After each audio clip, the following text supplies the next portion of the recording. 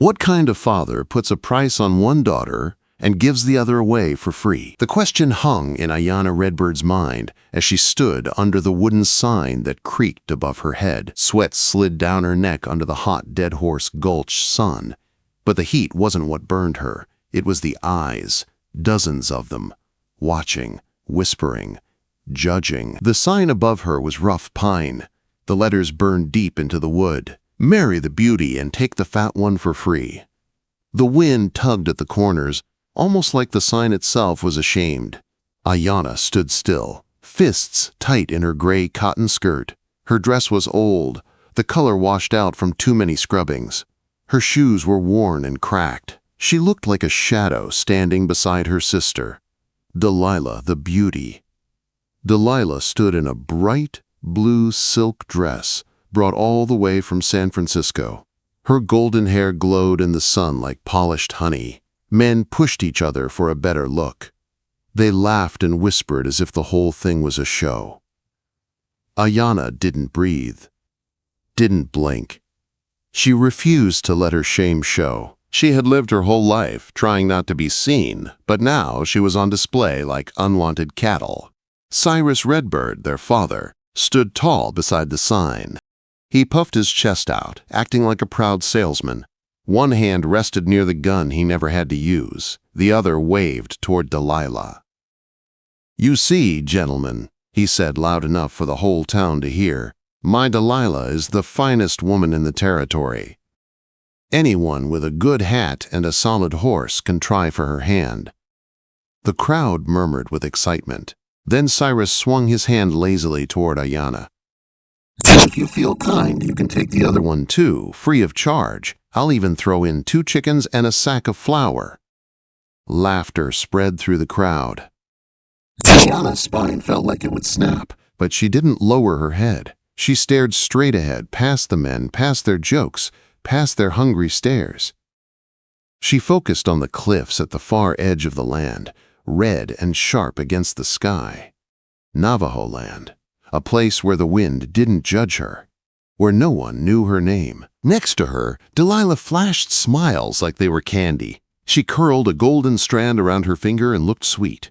Everything about her was meant to be admired. Eli Blackwell, the banker's son, stepped forward first. "Miss Delilah," he said, "I would be honored to take your hand."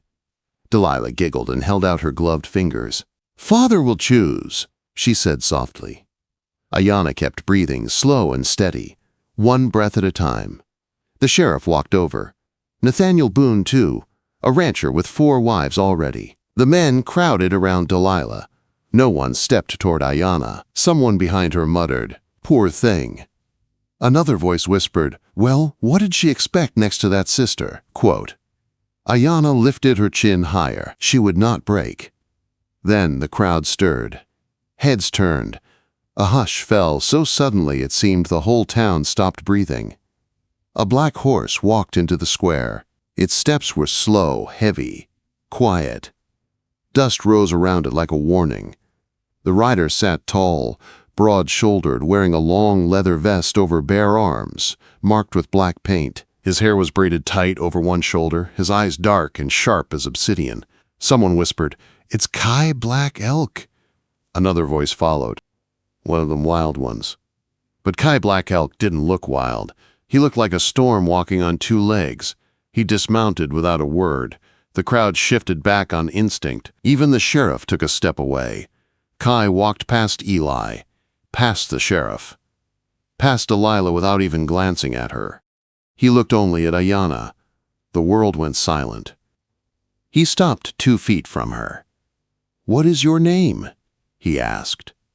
His voice was low, deep, rough, like wind over stone. Ayana swallowed hard. "Ayana," she whispered. His eyes softened just a little. "Ayana," he repeated, "eternal blossom." Her heart jumped. No one had ever said her name like it meant something. Kai turned to Cyrus, then to the crowd. "You try to sell your daughters, one for gold, one for pity," he said. "But I don't want gold, and I don't need pity." He looked at Ayana again, his eyes held steady. I only want her." Gasps shot through the crowd. Delilah's face twisted like someone had slapped her. Cyrus choked on his own breath. "You must be joking," Cyrus snapped. Kai didn't blink. "I've made my choice." Ayana felt her heart hit her ribs. No one had ever chosen her. Not once. She had spent her whole life shrinking, hoping to be left alone. But now someone saw her, really saw her, and before she could lose her courage, she said it. "I'll go with him." Cyrus stepped forward, face red as blood. "Over my dead." Kai touched the handle of his knife. "Speak again," he said calmly, "and I'll make it so." Sheriff Buck froze. "Now hold on." Rachel Morrow, the town doctor, stepped forward fast. "She is of age," she said firmly. "You cannot keep her here." Delilah stared at Ayana, eyes blazing. "You would choose him over me?" Kai turned to her, voice sharp. "I don't measure worth by waistlines and eyelashes." Ayana stepped toward him, her hand lifted slowly. He held out his hand to her, and for the first time in her life, Ayana placed her hand in someone's without fear. He lifted her onto his horse with gentle strength. The crowd broke into shocked whispers. Delilah trembled with rage. Cyrus looked ready to explode. Ayana didn't look back. As the black horse carried them away from Dead Horse Gulch, the cliffs rose ahead like old guardians. The wind pulled at her dress. The world behind her faded like dust. She whispered into the wind, voice shaking but sure. "I don't know where I'm going, but it feels like the first time I'm going home." What if the place she feared the most was the place she truly belonged? Ayana held on to the saddle horn as the black horse moved through the canyon. The ride was long and rough, but she didn't complain. Her heart was beating too fast, too loud. She didn't know if it was fear or something new she didn't have a name for yet. Kai Black Elk rode quietly. His posture was calm, his hands steady on the reins. He didn't speak during the whole ride. He didn't rush her. He didn't look at her like she was a burden. He didn't look away from her either. Ayana didn't ask questions. She didn't know what to say. She kept waiting for him to realize he had made a mistake, that he had chosen the wrong sister, that she wasn't worth the trouble. She waited to hear him say, "I didn't mean you." But he didn't. Hours passed before he slowed the horse near a narrow ridge. Below them was a hidden village tucked between cliffs and mesquite trees. Small round hogans made of earth and wood stood in quiet clusters. Smoke rose from a few fires. Children ran between shadows with laughter that echoed gently across the red stone. Ayana's breath caught. This wasn't what she expected. She thought he lived alone somewhere in the wilderness. But this was a real home, a community, a family. Kai helped her down, his hand steady on her waist. "This is where I come from," he said, "where you will not be laughed at, where you are not a burden." Ayana didn't know how to respond. Her voice felt trapped in her chest. People gathered near the path, watching her with curious eyes. Not cruel eyes, not amused eyes, just eyes that wanted to understand. One older woman with long, gray braids walked forward and placed a small bundle of dried corn in Ayana's hands. No words, just a simple welcome. Ayana nodded with a shaking breath. Inside the largest hogan, a fire glowed low. A tall elder with strong cheekbones and white braids sat beside it. His eyes held a storm inside them. His voice rolled like thunder when he spoke. "You brought her," he said to Kai. "She chose to come," Kai answered. "She doesn't understand everything yet, but she will." The elder studied Ayana. "I am Old Coyote," he said. "I have watched many people come here broken. Some leave healed, some leave stronger, some stay." Ayana's throat tightened. "I don't know why I'm here," she whispered. Old Coyote pointed at her chest. "Your spirit does." He stood slowly, walked around her once, then nodded. "You will stay for now," he said simply. Kai offered her a place to sleep, in a small guest hogan near the stream. He didn't enter with her. He didn't crowd her. He only said, "I will check on you tomorrow." Ayana nodded. "Why did you pick me?" she asked softly, unable to stop herself. Kai looked at the ground for a moment before answering. Because you looked at me like I was someone, not something. The words hit her like a soft blow. Before she could speak again, he turned and walked away into the night. Inside the small hogan, Ayana sat on the bedding, staring at the walls made of earth and wood. She had never slept anywhere like this. It smelled like cedar and smoke. It felt safe. Strange, but safe. She was too full of emotions to cry, too tired to stand, too overwhelmed to sleep. But she wasn't alone. Morning light crept into the room in thin gold lines. Voices floated outside. Women talking softly. Children laughing. The sound of water running over stones.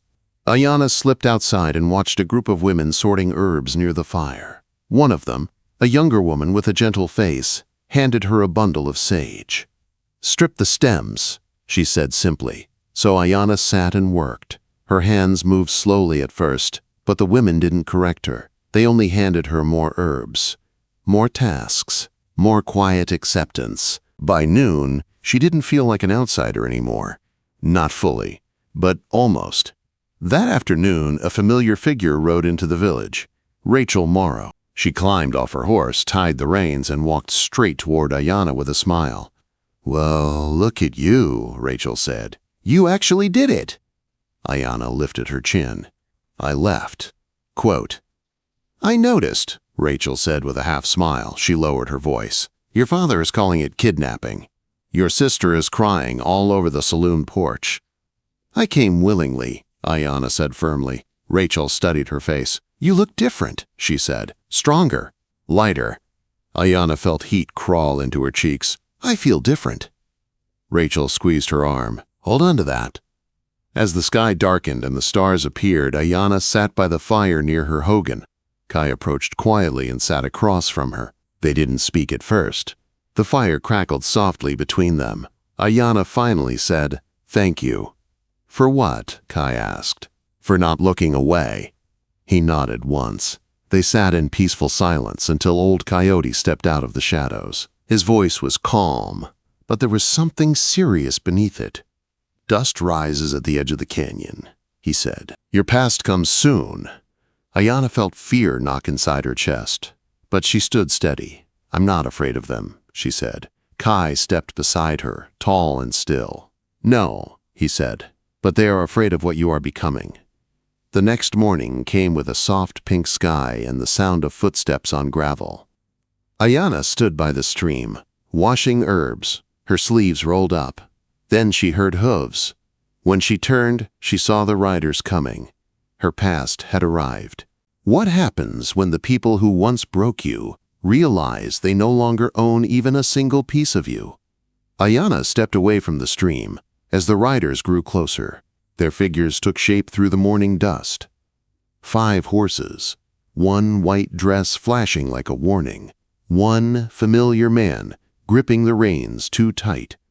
Delilah and Cyrus Redbird. Ayana felt Kai step beside her, calm as a mountain. The women of the village slowed their work. Children hid behind their mothers. Warriors gathered along the ridge. No one panicked. They only prepared. Delilah rode in first, face set in a bitter, tight line. Gone was the soft smile she used for crowds. Gone was the sweetness she wore like perfume. She looked hard now, angry, lost. Cyrus dismounted second, boots hitting the ground like strikes of thunder. His eyes were sharp, dark, and burning with a kind of rage Ayana knew too well. Beside them stood 2 townsmen, including Chenoa Blackwell, trying too hard to look brave. And behind them, Sheriff Elias Hart rode slowly, trying to look in control. But he wasn't. Delilah pointed straight at Ayana. "This needs to end," she said flatly. Ayana didn't move. "It ended the moment I left." Quote. Delilah scoffed. "You're pretending. Wearing beads doesn't make you one of them." Ayana lifted her chin. "I'm not pretending. I'm living." "You're still you," Delilah snapped. "Still fat, still plain, still."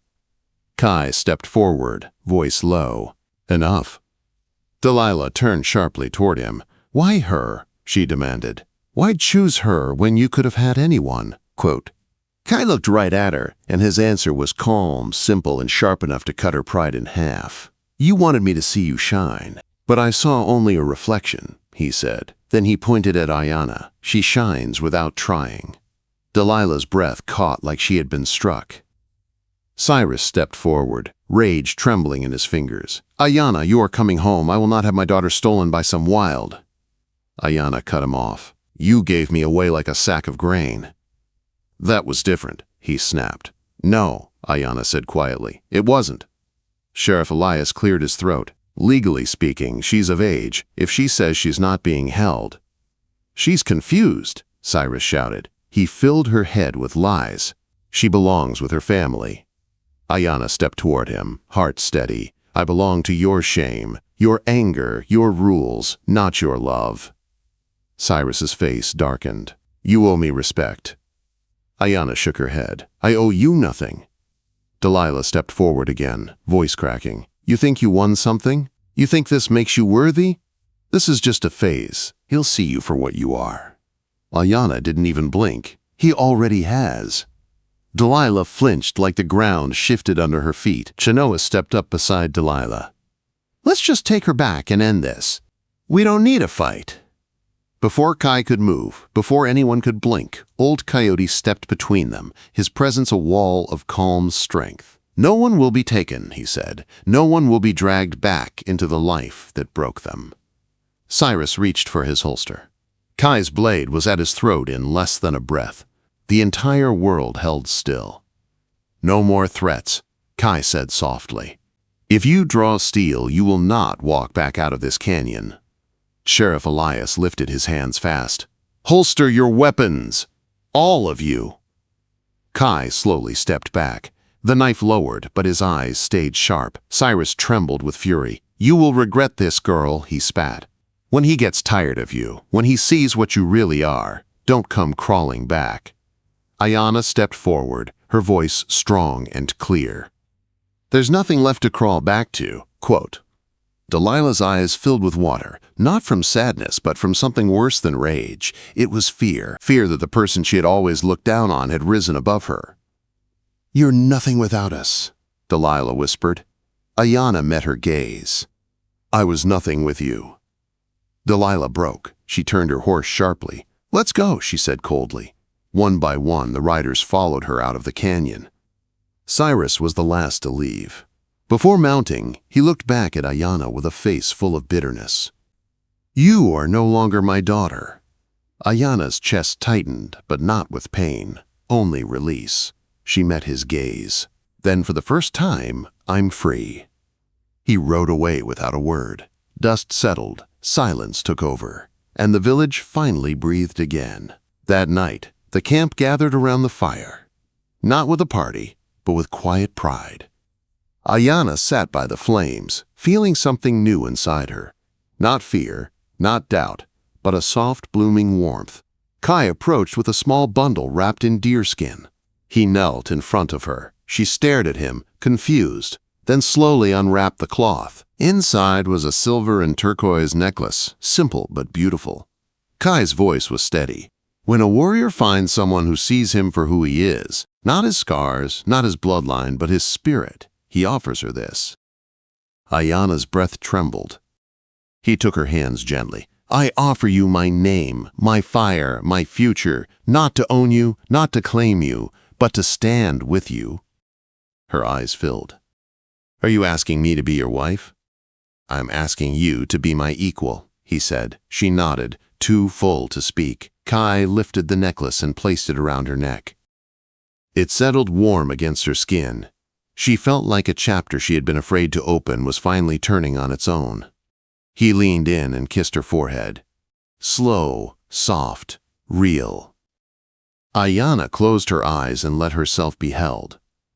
Later, when she went to the river, she felt a small flutter inside her belly. Gentle. New. Alive. She placed a hand over it. "Kai," she whispered, eyes wide, "I think we have joined." He froze, then smiled with something close to awe. "You carry our future," he said. She smiled back. "And I'm not afraid." Quote, as the moon rose high over the canyon, Ayana finally understood something she never had before. She wasn't the leftover. She wasn't the free one. She was the chosen one. The one who walked away from shame and stepped into her own name. Ayana Redbird. A woman who refused to disappear. A woman who finally learned how to shine.